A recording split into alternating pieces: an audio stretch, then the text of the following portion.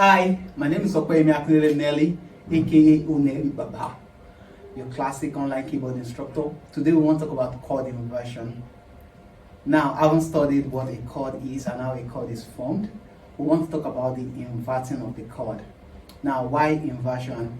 The basic essence why we invert our chord is to enable us play more flexibly and of course enjoy the playing section.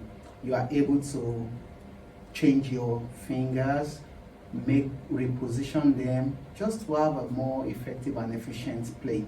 So straight to work.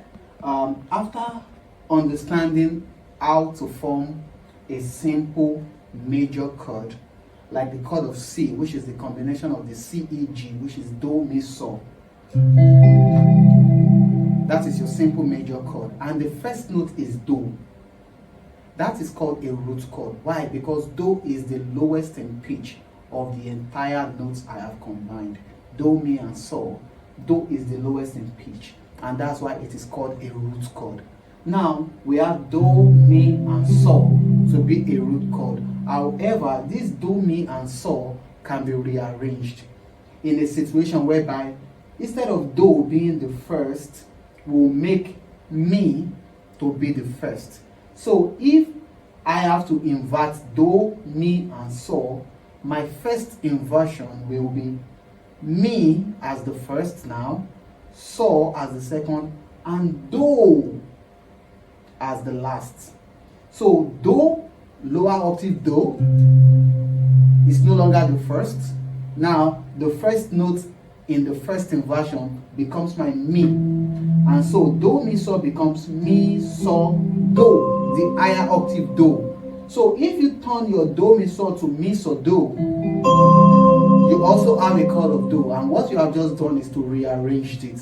Do, Mi, So became Mi, So, Do, and of course that's the first inversion. Sorry, I forgot to mention, we have two types of inversion, which is the first inversion and the second inversion. So the first inversion is when your root note becomes your last note. In other words, when your root note ceases to be the first note in the chord. In that case, I explained that I made you understand that Do, Mi, So became Mi, So, Do. That is my first inversion. Now, how do we get the second inversion? Now, the second inversion will also be gotten from the first inversion. The first inversion is Mi, So, Do. That is the new arrangement we have.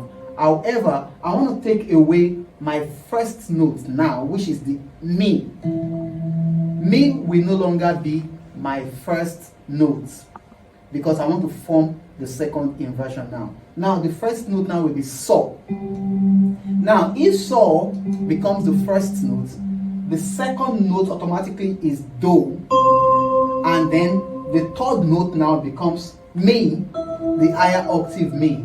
So, first inversion, which is Mi, So, Do, becomes So, Do, Mi, which is now the second inversion, and that is how the second inversion is formed. Mind you, first inversion is Mi, So, Do. The root is Do, Mi, So. You don't call your root chord an inversion. Of course, that is a root chord. That is where everything stems from. You have Do, Mi, So. And then when you rearrange it, it becomes Mi, So, Do, which is your first inversion. That is 3, 5, 1. And then your second inversion becomes So, Do, Mi, which is now your 5, 1, 3. Those are the two inversions we have. You might want to invert some other chords. Now, if you are playing a 4-noted chord, like a jazz chord, which is the C7, Do, Mi, So, Ti, the more notes you play in your chord determines the more inversions you have. Now, if I'm playing a 4-noted chord, then apart from the root chord, which is Do, Mi, So, Ti, I want to have my first inversion, which is going to be starting from the Mi. I'm going to be having a second inversion, which is going to be starting from the So, and I'm going to be having another third inversion, which is going to be starting from the Ti.